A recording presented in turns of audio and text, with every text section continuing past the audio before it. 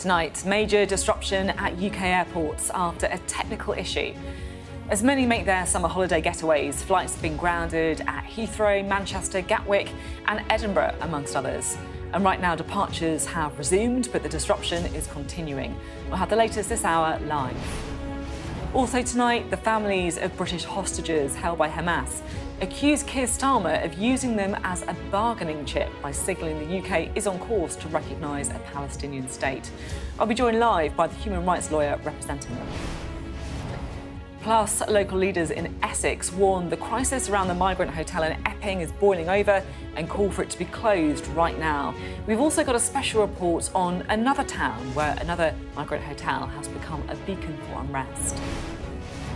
As Gary Neville hits out at the government's employers' national insurance rise, I'll be joined by another Labour supporter who's not thrilled about it either, the boss of the Iceland supermarket, Richard Walker.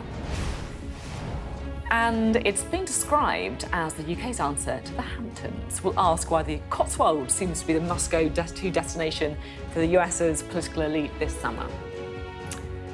We'll forget about the Chipping Norton set for now. It's all about the Westminster set tonight. Salma Shah and Baroness Thangam Debonair who'll be with us for the next hour. It's Wednesday. I'm Sophy Ridge live from Westminster, and this is the Politics Hub.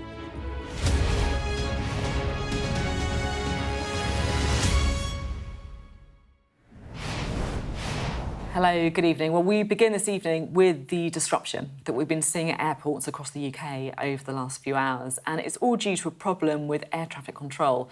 So as it stands right now, flights are taking off again at all UK airports, but of course there's been a lot of disruption at Edinburgh, Heathrow and Manchester, to name a few, and the delays caused by this technical issue are continuing.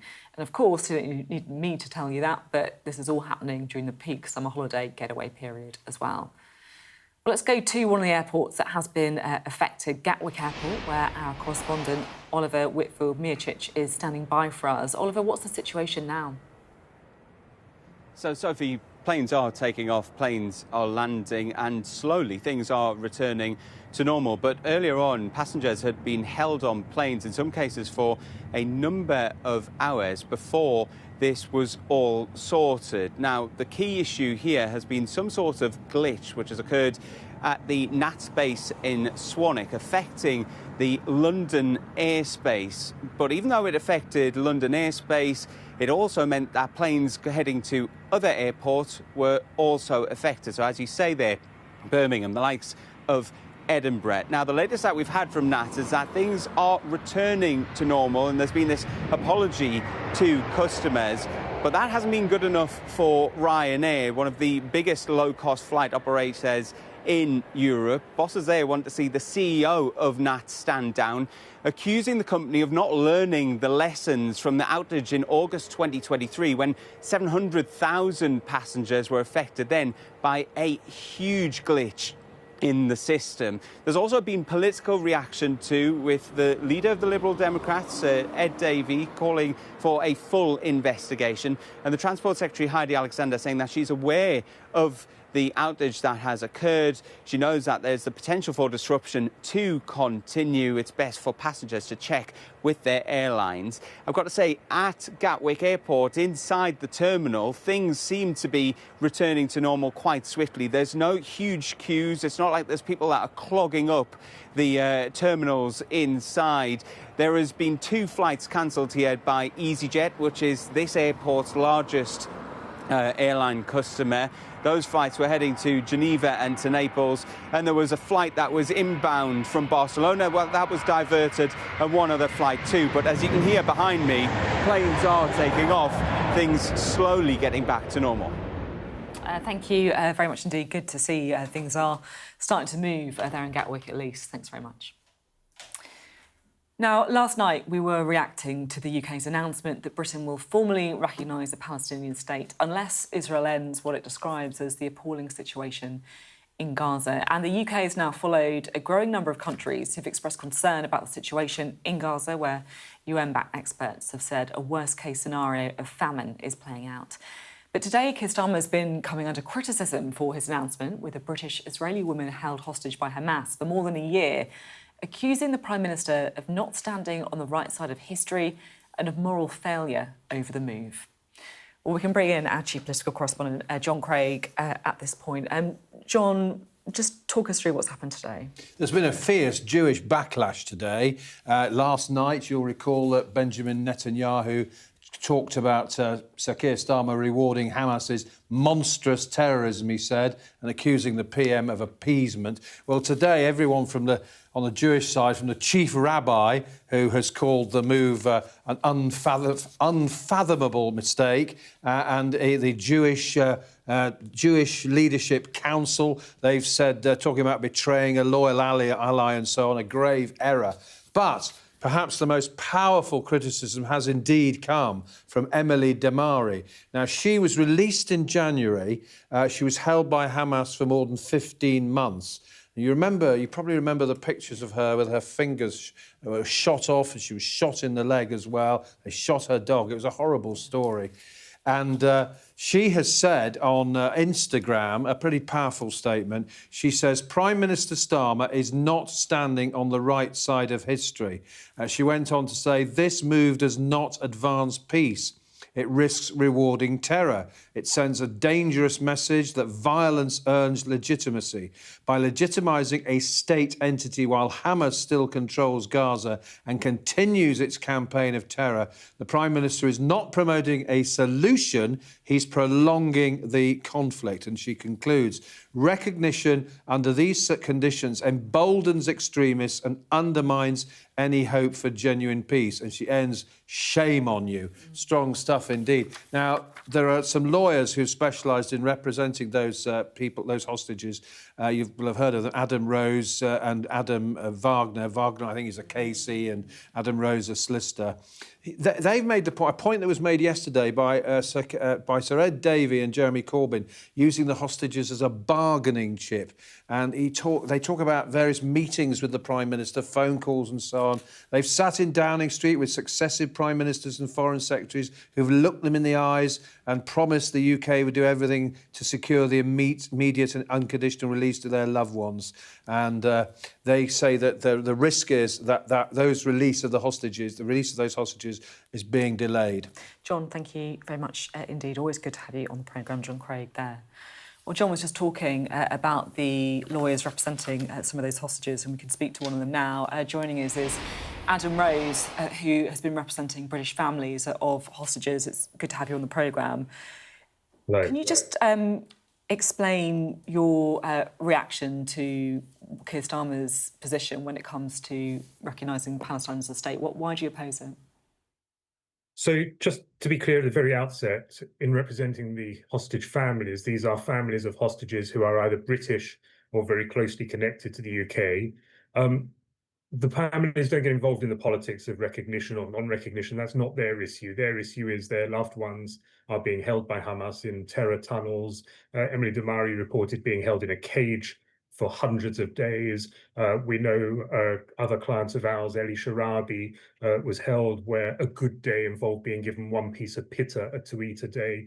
These are people who have been starved, who've been deprived of their liberty, who've been deprived of any human treatment whatsoever. So the issue, just to be very clear, is nothing to do with recognition of a Palestinian state.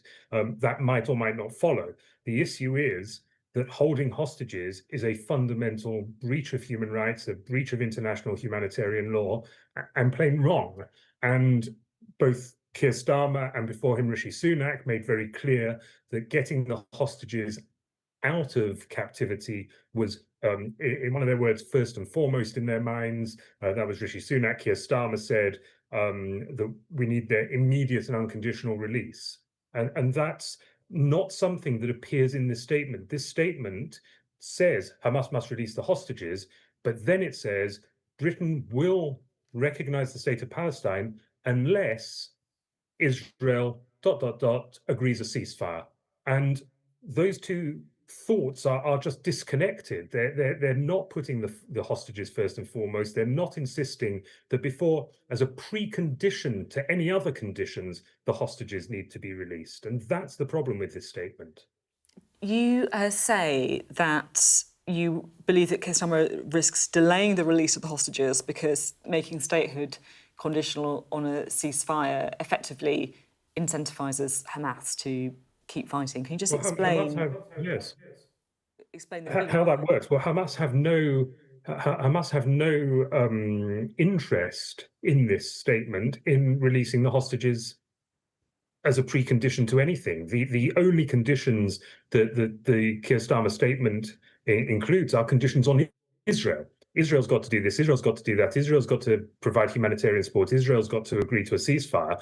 Those are the conditions. To read from the statement, we're determined to protect the viability of the two-state solution, and so we will recognize the state of Palestine in September unless the Israeli government agrees to a ceasefire. Now, that is not for Israel to agree to the release of the hostages. Israel wants the release of the hostages. It's for Hamas to agree to the release of the hostages first, and this statement does not say that. And you might say, well, you're just being a lawyer and being lawyerly about this and so on. But it's quite clear that if one side of a dispute, and again, not taking sides in this, if one side of a dispute has a, unless you do this, we will do this, and the other side hasn't, something's gone wrong. Can I ask, because you're talking there about the conditionality that comes in Keir Starmer's statement, and I understand that people on all sides of the debate have questioned about why he would make recognising Palestine conditional on actions from Israel, right? If he had just said, we are going to recognise the state of Palestine, would you have a problem with that, stripping away the conditionality? Well, yes, because I think before anything can change in relation to the status quo, the position that we are in at the moment, the hostages need to be released. That is the fundamental wrong that has triggered all of this. I absolutely, by the way, I just want to say, I absolutely understand that is the fundamental wrong that triggered everything. I completely accept that. I guess what others may say is that Labour have supported a two-state solution for some time now.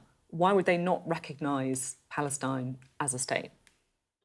The risk of the timing of this, and again, this is not a question of facts, but a question of timing. Hamas is holding 50 hostages. We believe 20 of those hostages are alive. One of those who is alive is Avinatan Or, whose mother is British. Another one of those hostages is Yossi Sharabi, whose extended family is British, whose brother was released emaciated from the tunnels, whose sister-in-law and two nieces were murdered on the 7th of October. Those 50 people need to be released before you can start giving reward to the people who've taken those hostages. And what's interesting is in the statement... I guess it's important to say it's not just reward for the people who've taken the hostages, although I understand the arguments around that. It is also, we're talking about people in Palestine and people in Gaza who are, many of them, starving, dying, right? Well, I've got to. I can't get into that because I don't know exactly what the situation is on the ground in Gaza. I've seen pictures of all sorts from both sides, so I'm going to avoid that issue. But if you've got the leadership of an area that has taken hostages, that has indiscriminately bombed civilian centres, and is not being told that as a precondition to achieving the very thing they say they want, which is independence for a Palestinian state, they are going to be given independence for a Palestinian state, it just feels as if something has gone wrong in that process. I understand about the difficulties ascertaining exactly what is happening in Gaza, but it is also quite clear that some pretty terrible experiences are happening in Gaza right now. I'm sure. It's awful. I just want to read to you a statement from Downing Street. They've said, we'll make an assessment ahead of the United Nations General Assembly on how far both Israel and Hamas have met the steps we set out. No one side will have a veto on recognition through their actions or inaction. So that statement just coming in from Downing Street today, saying that they'll make an assessment on how far both Israel and Hamas have met the steps we set out. So no one side having a veto. Does that go any way to allaying some of your concerns? It doesn't. That sentence is actually in the statement issued last night as well. They might put it out again today as well, but it's the very next line after the bit I read out, so the original sentence says, we're determined to protect the viability of the two-state solution, and so we will recognise the state of Palestine in September unless the Israeli government agrees to a ceasefire. And then it goes on to say, we'll make an assessment ahead of the UN General Assembly on how far the parties have met these steps. No one side will have a veto. the way they've set it out is upside down. They have not said the precondition for anything is the hostages are released. They've then gone on to say, we will recognise the state of Israel, not the state of Palestine, not we might recognise the state of Palestine, we'll consider recognising, we will recognise the state of Palestine unless Israel has agreed to a ceasefire. It's not a case of one side having a veto. All you need for Hamas to do is ensure there is no ceasefire by continuing to make. I should say the government spokesperson has said today, our demands on Hamas have not changed. For there to be any chance of peace, the hostages must be released.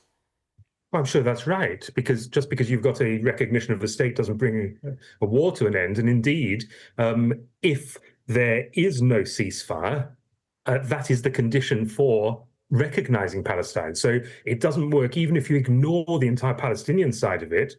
If there is no ceasefire, there will be a state of Palestine, and the state of Palestine will continue to be at war with the state of Israel. The logic in this document is entirely faulty, and it's got all the feel of something being rushed out to placate whoever has been shouting loudest. And at the moment, I'm afraid, from a position of acting for hostages who are being held in Gaza, who've been held now for 663 days, including, as I say, Avinatan Or and the body of Yossi Sharabi and 48 other hostages, they need to come out. And then peace will flow. It's not a question of peace might flow. Peace will flow once the hostages are out. But this document does not achieve that. And to impute goodwill, I'll say they've just made a mistake in what they've said.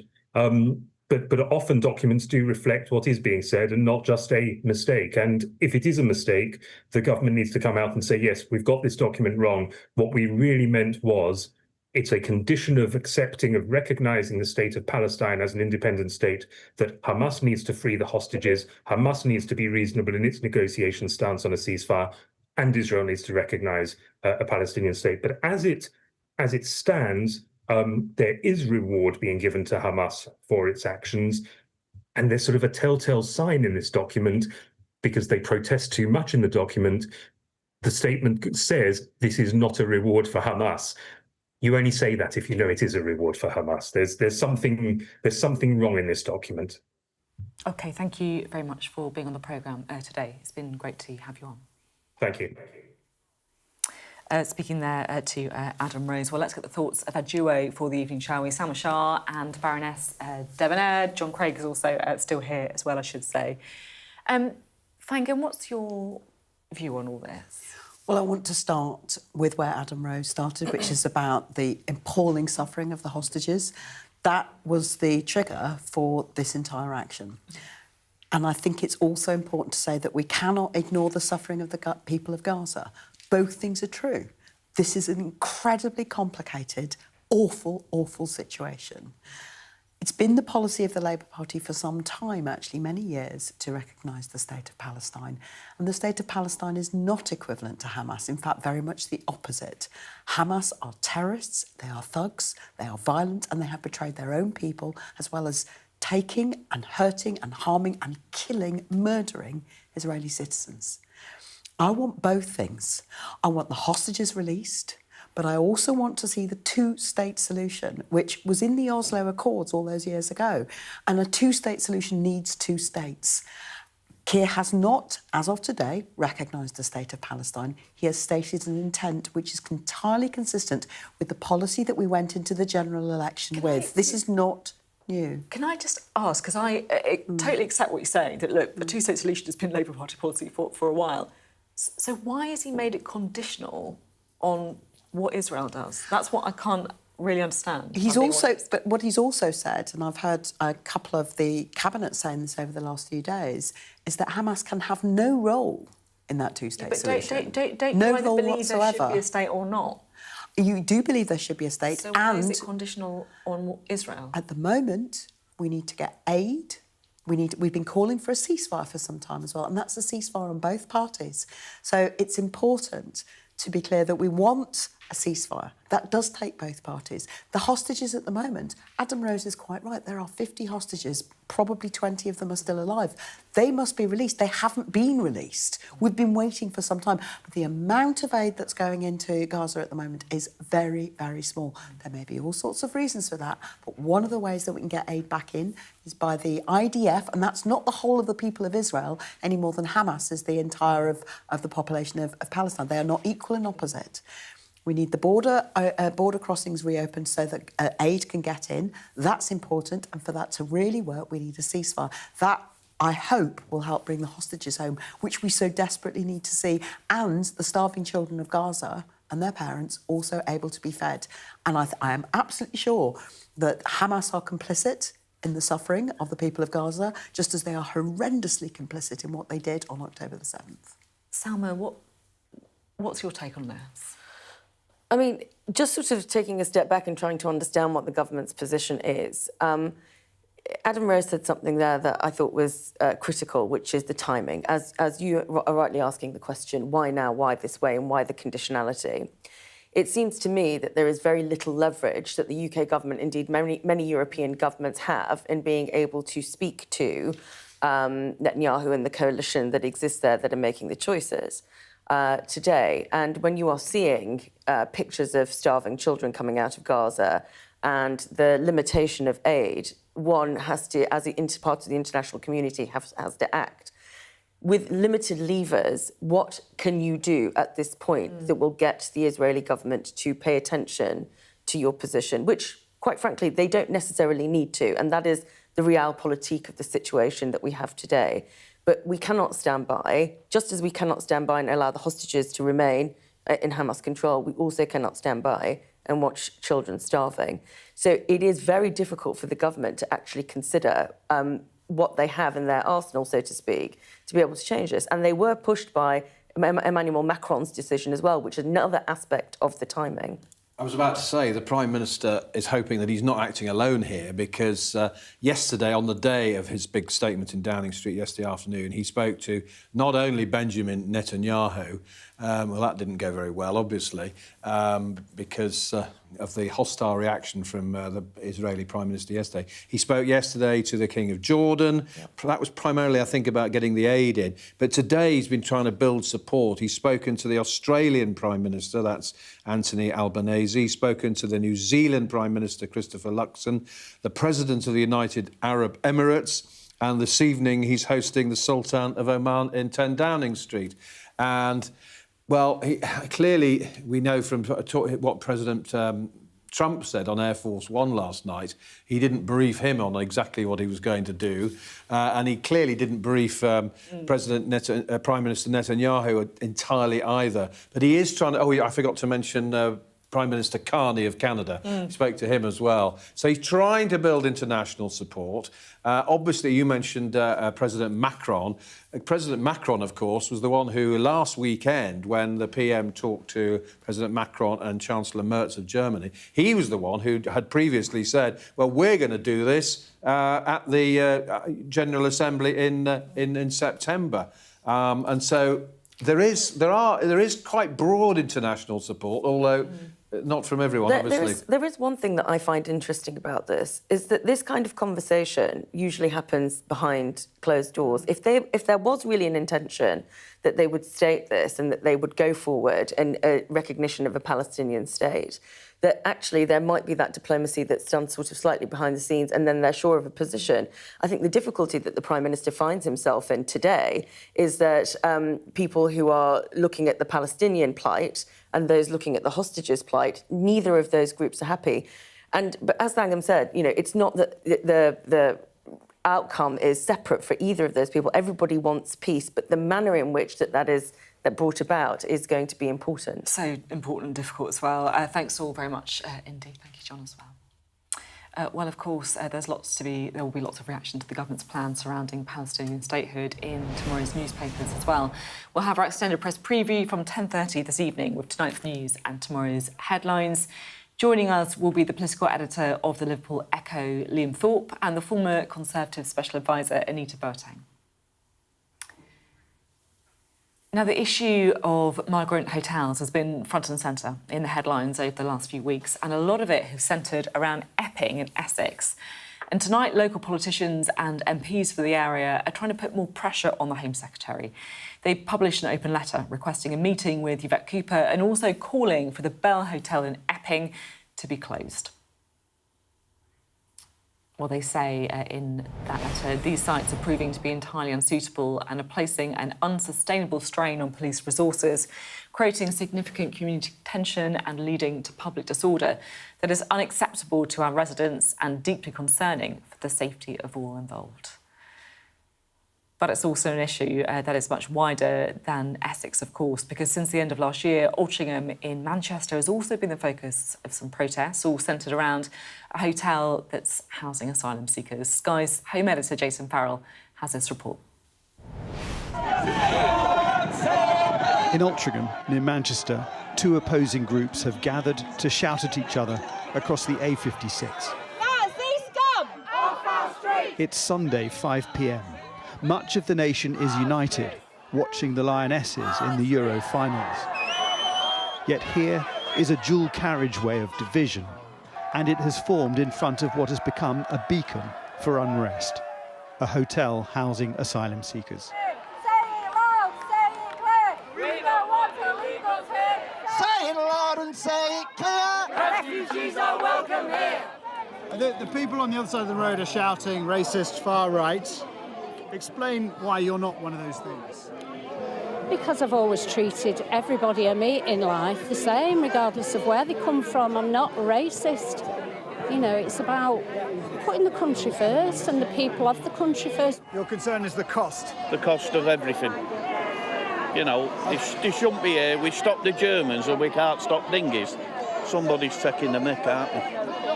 I'm looking out for the welfare of my own children, my own son, my own nieces and nephews. Yeah.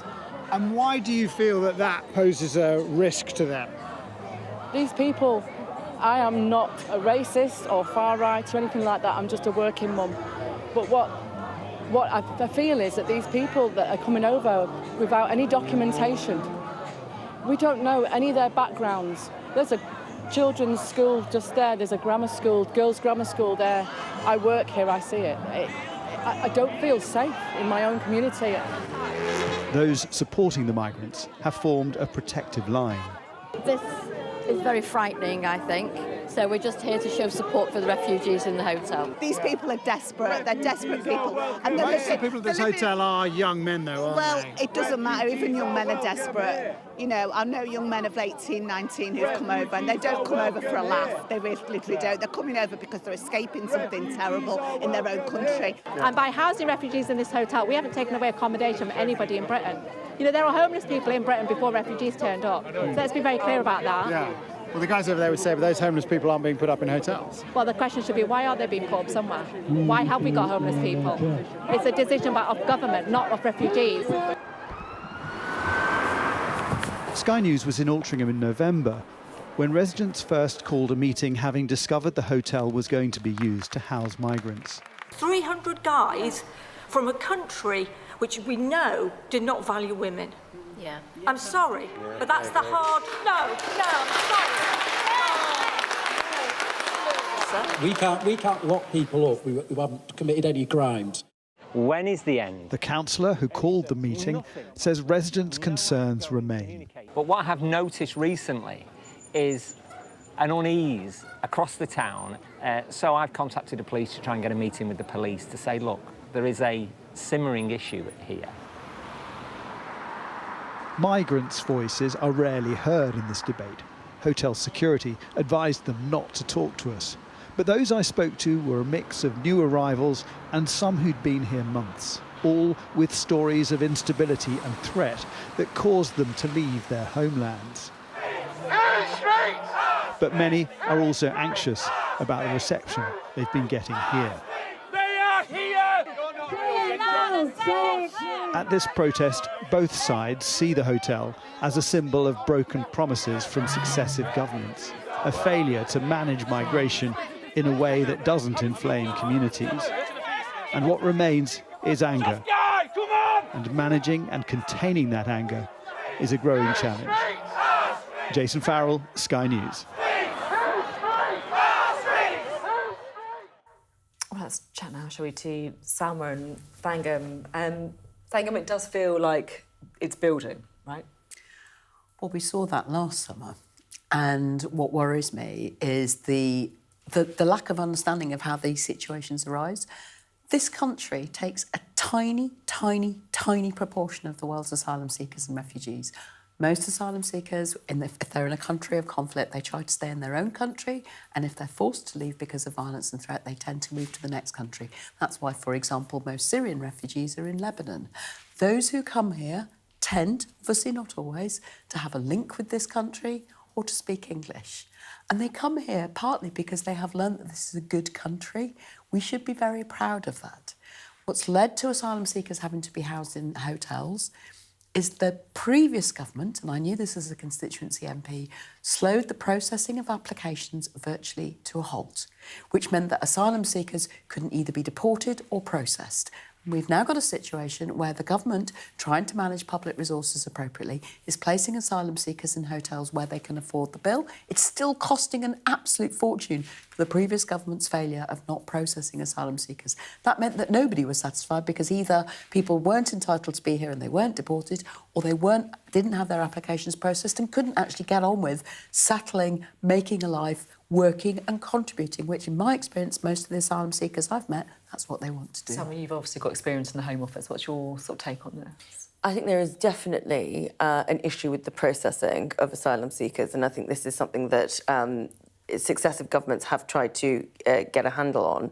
It's not just a question, though, of sort of a small proportion that are coming over. It's people who are claiming asylum and being coached to claim asylum in a certain way where there might be economic migrants as well, and that's why this process is slowing down. And then the ability to do removals as well is becoming more difficult. So you get this blockage of asylum seekers either through, poor processing through the application process, but there are people that have been here still waiting for an outcome because, there is recourse to legal appeal, who eventually are on this cycle where they're here for, decades sometimes. And that's a small proportion of it, sure. But there is something that we have to get right, not only in the processing, but also returns, which I think has been quite a difficult thing for successive governments. But Salma, you've said, and I agree with you, it is a small proportion. And the problem we've got here is the political hyping up of this as an enormous problem, when actually the bulk of migration to this country is either legal or it's not asylum seekers. This is a small proportion of the people who come here. The bulk of people who come to this country come here on work visas or as students or as visitors or as relatives. Do you think Keir Starmer's been hyping up the issue? He's been talking about it a lot. I think that there are politicians, and I would count particularly the Reform politicians who have been hyping it up. We know you think that, but the Prime Minister gave a speech where he talked about being in a country of strangers. It wasn't about... And I disagree with that. Yeah, but it wasn't about the things that I'm talking about, which are technical. There's a question about people feeling, and it might be that it's hyped up, but we have to address the fact that people do feel like they are unsafe, and it might be because of language and, people finding political benefit from it. Yes. But then the question is, how have mainstream parties reacted to it? And given that the Prime Minister talked about a country of strangers, how much do we lean into that, wrongly lean into that? He did say he regretted that phrase, and I do believe him. And I personally think that was a deeply unhelpful phrase. If we're going to widen it out, I am also a citizen of this country. You are also a citizen of this country. There are people in this country who feel unsafe when they see white, and some of them are racist. They're not all, obviously, I understand that. But when I see people who are attacking people purely on the basis of who they might or might not be, I find that really worrying. Do you find it frightening? I found some of last summer very frightening. How about you, Salma? Well, look, I grew up in the 80s and 90s, so I'm not a stranger to racism. I do worry for my children. In the reason that, Thangam outlined is that you are suddenly pigeonholed in a certain way because of the way that you look. Now, I certainly do not believe that most people who are going to these protests are doing it because they're racist. I do not believe that for a moment. I think there is that fear factor, and I think it is compounded by the fact that we cannot get this processing of asylum seekers in good order. And then it does sort of, when you have a concentration of lots of people in a hotel, it does unsettle communities. And I think we need to get that right in order to give them confidence that, you know, that the government is listening to them and they are on their side. It's not an us and them. Because it often comes from, like, an allegation of a crime that may have been committed by someone in a hotel and then... Yes, exactly. Yeah. Agreed. But also, when there are allegations against people in other professions or other demographic groups, we don't go out and protest against the whole group because of the actions of a few individuals. Sorry, get some water. Look, I totally agree with that, and that is where you are trying to create that dynamic where there is understanding between people. But ultimately, it is very hard in a situation that has become a lot more tribal, in society and communities that has become a lot more tribal, and there isn't a clean political answer to this. You can't change a culture that has sort of built up over a long period of time, perhaps resentment that's built up over a long period of time. The idea that actually people aren't doing well and don't have the same opportunities that have built up over a long period of time. And, you know, having served in the Conservative government, I am willing to take my share of the blame for not being able to resolve those problems, but that doesn't take the problem away. But it's not asylum seekers who are responsible for those problems. And I think that, for me, is a problem, because when politicians hype up the issue of asylum seekers in hotels, which isn't what Salma's doing, but others have, I think that's really problematic because it's creating a scapegoat. It's not bringing the country together. It is hyping up division. That's not the country we want to live in. It's been a really interesting conversation, and thanks both to both of you for having it. Get some water as well. Thank you. Now, the former footballer turned business owner Gary Neville was a vocal supporter of Labour at the last election, but now he's criticised the government's recent hike on employers' national insurance. This is what he told Sky's business presenter, Darren McCaffrey. Accepting that we need to raise money for services. We all talk about the requirement of great transport, great education, great health service, you know, great police and sort of emergency services. We all want these things in our lives. We want these things in our country, and the money's got to come from somewhere. But I honestly don't believe that, to be fair, companies and small businesses should be deterred from employing people. So I think the national insurance rise was one that I feel probably could have been held back, particularly in terms of the way in which the economy was. But I don't think we can be critical of increasing the minimum wage. I think that's something that ultimately we should all be championing, that people get paid more and that people are fairly looked after. Just to say, you can watch Darren's full interview with Gary Neville on our Sky News YouTube channel as well, if you should want to. Well, Labour also gained a new supporter before the election in Richard Walker, who is the Executive Chair of Iceland. He switched his allegiance from Conservatives, and I've been speaking to him about whether the government is delivering in the way he hoped. Thanks so much for being on the programme. It's always good to get your perspective on things. I guess my first question is, what do you make about kind of the state of the British economy?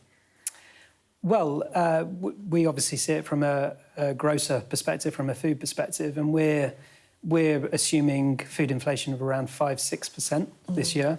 So it absolutely hasn't gone away. There's still a lot of cost pressures through the system. We're obviously working as hard as we can to try and mitigate that. But what we see from our customers at the till, you know, 5 million customers a week, online, offline, it's still hard, and they're still struggling to make ends meet. And inflation certainly hasn't gone away, and I think there's still more to come there for sure. When you talk about people's habits at the till, what sort of thing do you mean? Do you mean going for the better value stuff, spending less money, exactly cheaper right, goods? Yeah, I mean, our sales are good. We're attracting customers from other retailers, people really looking for value. So, you know, a lot of our core ranges are doing really well. And we've had a very specific strategy over the last couple of years to deflate ahead of the market, ahead of everyone else. And that investment in price and customer proposition has really kind of worked for us. You're obviously a successful businessman who switched your political allegiance, if I can say that, from the Conservative Party to the Labour Party. So I'm interested to get your perspective on some of the kind of economic decisions that the Chancellor is going to have to make. Because, look, on the one hand, you know, she's kind of butting up against her fiscal rules. She's struggled to get spending cuts through Parliament. Yeah. I mean, a tax rise is the answer, do you think?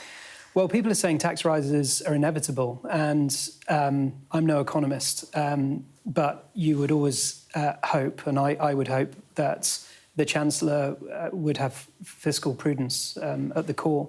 And certainly there is a real kind of public spending crisis, and the money has got to come from somewhere. Now, where does it come from? There's the Chancellor is quite boxed in terms of what she's ruled out in terms of taxes.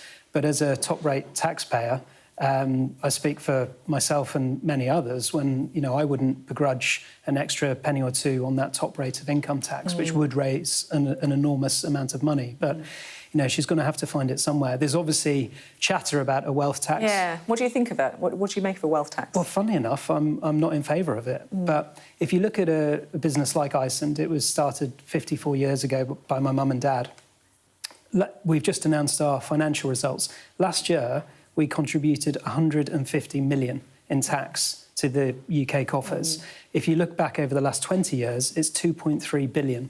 So we've got to look after and nurture our wealth creators, because ultimately all of the tax that we are reliant on comes from private enterprise. Without private sector growth and investment, there's nothing. People say, what do you do for a living? I could say I sell frozen peas, but I could say I build schools and hospitals, because the tax that we pay ultimately contributes to the UK economy. I'm interested that you think, a little bit on the higher rate of income tax would be a better way of raising that money than a wealth tax. Why do you think that is?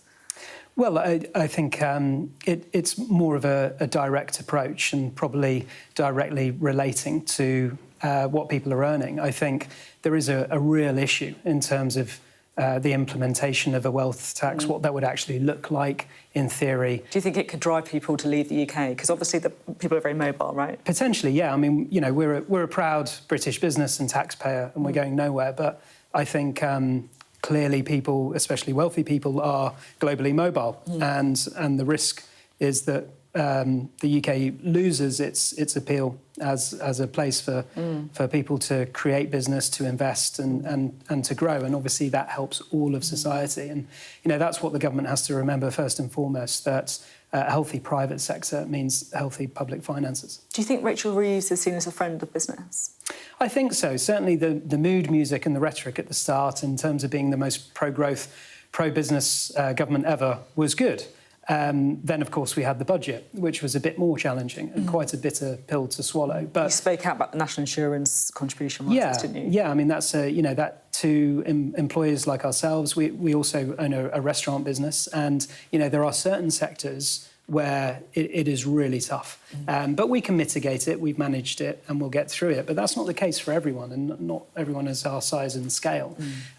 So it was quite a blunt instrument. But if they can get the public finances back on track, if they can invest the money wisely in terms of the money that has been raised, and that's obviously the critical point, then I don't think anyone would begrudge the Halloween budget of 2024. What would you like to see them focus on then? Well, I think we have some real regulatory challenges. As a business, I say all we want to do is open shops, create jobs and pay tax, but we're stymied at every turn because of planning laws. People don't realise the level of planning bureaucracy in commercial property. I have to get planning which could take 12, 16 weeks just to change a shop sign or to put air conditioning at the back of a shop. It's to change a bonkers. shop sign? Yeah. Like, what kind of thing do they have to, Well, we have to go through statutory kind of minor amends. And that's time and resource that those hard-working, already overworked, overstretched planners could be dedicating on building new housing estates, or infrastructure projects, because it's the same planners looking at all of it. So I think there are certain things where we need more of a commercial view, a pro-business friendly view, so that we can just get on with the job of growing and creating jobs and paying tax. I'm just going to end with a slightly cheeky question, because in February this year, you scored the government 6 out of 10. So I'm going to ask you to do the same now. Did I? Has your score changed? Has it got worse, better? Was it still a 6 out of 10? Well, it's definitely still work in progress. So it certainly hasn't gone up, I'll tell you that. Hasn't gone up? Not yet. Has it gone down? No, but, the clock is ticking. So they've been a year in. It's obviously been a very eventful year. But I do think that, the the rhetoric and the interaction has been very good with business, actually. But now they've got to deliver. They've got to deliver on tangible results, regulatory change, and getting business, getting the UK growing again. Thank you very much. Always good to talk to you. Really interesting assessment there from Richard Walker. Well, it feels like now is a good time to take stock of how Keir Starmer's government is doing. It's a year on, so with the help of pollster YouGov and Deputy Political Editor Sam Coates has put together, it's a bit like an end-of-term report, if you like. 1 year on. How is Keir Starmer's government going? We put together an end-of-term report card with the help of pollster YouGov. Right, first, here are the government's approval ratings drifting downwards. Look, they didn't start particularly high. There's never been that much of a honeymoon, but it's clearly many more people disapprove than approve. Now, I want you to look at this. This is Labour voters and what they think of this government. And here there has been a change. They started off approving of the government, but the approval ratings dropped downwards. And now more people who voted Labour last year disapprove of this government than approve. And remember, it's easier to keep your existing voter coalition together than to get new voters next time you go to the ballot box. Now, look at this. This over here is everybody who voted Labour at last year's general election. And what they do now, according to the biggest poll that we've had of recent times, and only about half, 51%, say they would stick with Labour. Now, so what are the rest? Well, 19% say they don't know or wouldn't vote. But Labour is also leaking voters to other parties. To the left, 9% to the Liberal Democrats, 9% to the Greens, and to the right, 7% for Reform. And this shows the main reasons why people are drifting away from Labour. Labour not delivering on their promises. The cost of living is still an issue. The party's been too right-wing. They haven't made much difference on immigration and public services. All of those reasons why you might not vote Labour at the moment. Now, YouGov did ask people whether they think the Cabinet is doing a good or a bad job. And you combine those two numbers to get a net approval score, giving you this league table. The least unpopular, because all the numbers are negative, is John Healey, the Defence Secretary. You've got Bridget Phillipson there. But let's look at the three biggest beasts who are at the bottom of this league table. Angela Rayner, Keir Starmer, and bottom of all, Chancellor Rachel Reeves. Ouch. Now, this party's ratings are down in the dumps, but even now, there is one thing giving Labour strategists some hope, and that's what voters will actually have to choose between when it comes to the next election. Who else might be in contention for number 10? Right, let me give you one scenario, and that's where the Tories are challenging Labour for number 10. And then Labour voters overwhelmingly in favour of Keir Starmer. He can bring back the voter coalition next time around. And what if Reform UK is challenging? Well, then Keir Starmer's number actually goes up. I don't know if you saw that. Keir Starmer even more popular amongst Labour voters if that is the main contender, alternate contender for number 10. So a glimmer of hope there for the Labour leader. But as his MPs head off for their summer holidays, few of their voters would give this government an A-star. Sam there in full kind of head teacher mode, marking the Labour government. What do you make of some of the things that we saw pulled out? How do you think they've done? Listen, having worked in the last Conservative government, I am not a stranger to low poll ratings, but I am surprised that it's so bad so soon. Look, it's environment, context and everything else, but people are definitely tired of the same old kind of politics, that is for certain. Do you accept that? I mean, the polls are bad. There's no point pretending that they're not bad. They are. But I think also we haven't yet had a chance for some of the things that Labour's doing right now to see fruit. So the house building plan that Angela Rayner's got, I think once people start to see that, when the renters' reforms bill has finally gone through and renters are getting the rights that they've been asking for, I'd like to see more radicalism from my own government, who I support.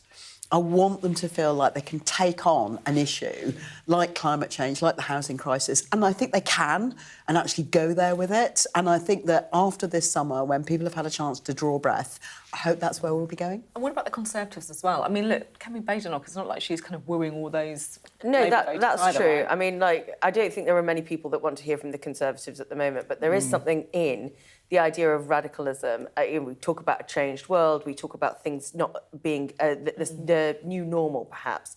And so we have to think outside of the box, and I think there isn't that kind of thinking at the moment. Interesting. Thanks both very much indeed. Still to come on the Politics Hub. Is the Cotswolds now the UK's Hampton's equivalent, with the Vice President choosing the picturesque countryside destination for his family holiday? We're going to be asking why the US elite love it so much. Coming up on the UK Tonight from 8, we'll have the latest as flights are delayed across the country after an air traffic control fault causes major disruption. Also ahead, authorities in Essex call on the government to close a migrant hotel in Epping. And thousands line the streets of Birmingham to remember the Prince of Darkness, Ozzy Osbourne. All that, much more on the UK Tonight from 8.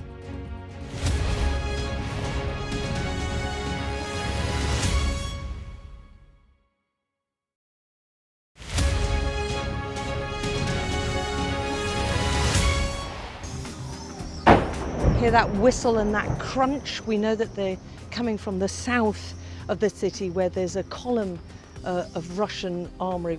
I'm Alex Crawford and I'm Sky's special correspondent based in Istanbul. Look at that sheet of flames, and that has happened within minutes, and now it's coming from both sides and it's moving this way.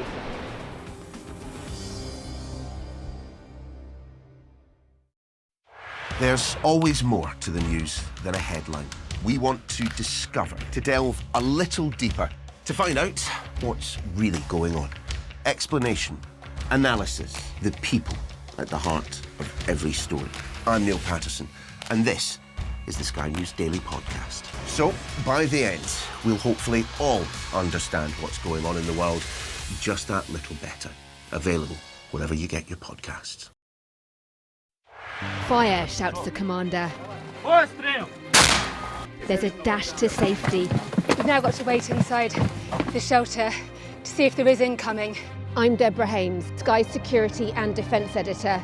Should Russia's war with Ukraine escalate significantly, pilots like these could be called upon to go into combat for real.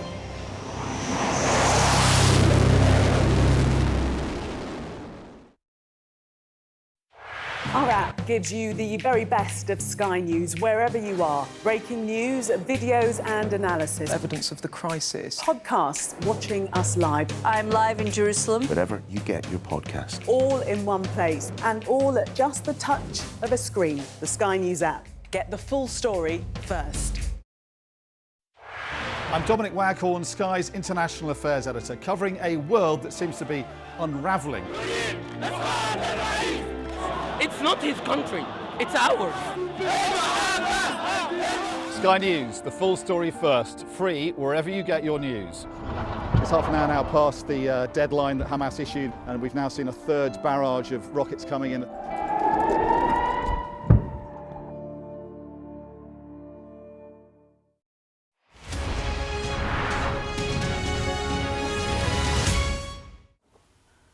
Hello, welcome back to the Politics Hub. Now, the Vice President, JD Vance, will soon be swapping all the stress and politics of Washington, D.C. for the winding streets and the stoned walls of the UK countryside. So this summer, he's going to be holidaying with his family as well in the Cotswolds. Beautiful, quintessentially English, and apparently all the rage with wealthy Americans. So the Veep is reportedly set to visit Charlbury in Oxfordshire. So this is a town with historic ties to Quakerism. It's also got a rich legacy of glove making and a pub that dates to the 1600s. So, you know, nice little pub stop for the Veep and his family, if they so desire, to have a classic English pint. There's also, I should say, a link to a former Prime Minister, Winston Churchill. That's going to appeal, isn't it, don't you think? It was his birthplace, of course, Blenheim Palace, just a few miles away. Right, let's bring in a duo for the last time this evening, shall we? Salma and Thangam. Cotswolds fans? Oh, yeah. I mean, he should go to the Blenheim Palace, I think. It's great. The gardens are fab. Go to the pub. You know, there's some nice pubs. And, I really think there's quite a lot to enjoy there. We had a lovely family holiday there not so long ago, and I think there's loads of stuff to do. It's nice and it's quite quaint, but it's quite interesting that there's a real big influx of Americans because Ellen DeGeneres has now recently gotten a place there. Yeah. Steve Jobs' daughter recently had her wedding there. In fact, I had friends come over from India who decided that they were going to go to the Cotswolds for their summer holidays, so the Cotswolds is definitely having a moment. But it's quite surprising, seeing as J.D. Vance thinks that, Britain is overrun and we have no freedom of speech. I know, and he's coming here on holiday. It's so So I cannot wait for him to get accosted by the local Politico in the pub. Oh, yeah. And see, I don't know if he'll get past his protection, but it'd be quite funny. And this obviously has got real sort of potential for a new episode of Veep. Where the Veep comes down, or definitely kind of like a chocolate box kind of Netflix movie. I kind of want Ellen DeGeneres to run into him and explain to him, why is she here? Yeah. She's here because of him. So obviously she can't be thrilled. Yeah, maybe he'll find the sort of Americans that have departed and decamped to the Cotswolds. Maybe he's looking around because he's looking for an exit plan as well. He might be looking for a place. Love it. But I hope he has a lovely time. What is going on with... Because you're right, it's a craze, isn't it? Yeah. Kind of one American, you think, OK, they want to go to the Cotswolds. It's really nice in the Cotswolds. I get it. Like, 2 Americans, yeah, that's fine. But it's been like a bit of a steady stream. I think they should branch out a bit. Yeah. Other destinations in the UK are available. Well, at the risk of running into the Veep, I'm quite partial to Wales myself. And I think, beaches. There's lovely beaches, there's interesting weather, there are some fantastic little towns. If they want pretty towns, you can go to Wales. Scotland is also available. There's plenty of life going on across the UK. Nice pubs in Scotland. There are very nice pubs in locks. Scotland. Yeah, quite a lot of locks. Midgies, though. I think he should go to Blackpool, and I think he should give the Pleasure Beach a whirl. That was my favourite summer holiday. Little trip down to Blackpool Pleasure Beach. I love it. I love it. Blackpool was yours, was it? Yeah. You're in Broadstairs. Oh, Broadstairs is quite nice. It's a good one. It's a good one. Good tip for you if you're watching Veep. Yeah. Great. I'm sure he is. Sure he's watching. Go to Burnham Palace. And Burnham Palace, yeah, it's very nice, very nice. It's like a TikTok thing or an Instagram thing. Well, it is pretty. That's the thing is, if you're going to do an Insta video or a TikTok video, having that as your background is quite pretty. You get it sets you off to various spots in the Cotswolds where there's that, I can't remember what it's called now, which is really great. You can tell them it should be TV. I can't remember what it's called, but there's that really famous row of old cottages that everyone wants to put on Instagram. Oh, yeah. Right? But everybody's Instagram's the same. But I have this little idea in my head that, the global elite, of which the Veep is obviously one, just have a little meeting and decide where's going to be the trendy place to go to. Maybe it is Instagram surprise. So maybe this year it's the Cotswolds, next year it'll be the Fjords or something. I don't know. Maybe. I hope there's a little group, a little committee that decides. Yeah, love it. Great to have you both on the programme. Thank you very much for it. Looking forward to a trip to the Cotswolds soon. After all of that chat. Well, that is it from us tonight. I'll see you tomorrow at 7. Up next, it's the UK Tonight with Sarah Jane Mee, and then at 9 p.m. we've got The World with Yalda Hakeem. But I'll see you tomorrow, 7 p.m. See you there.